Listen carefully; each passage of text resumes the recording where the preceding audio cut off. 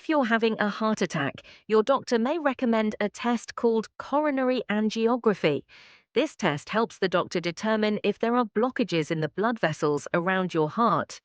First, you'll lie down on a table, and your doctor will attach ECG leads to your chest to monitor your heart rhythm during the procedure.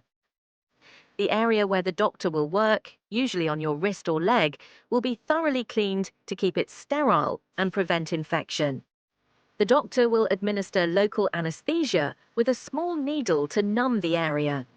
Once the area is numb, a needle will be inserted into an artery in your wrist or leg.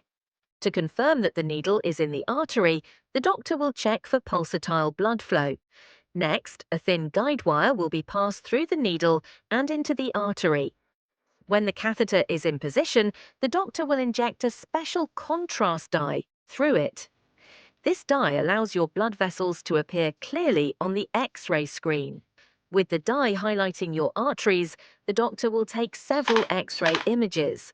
These images help identify any blockages or areas where blood flow is restricted.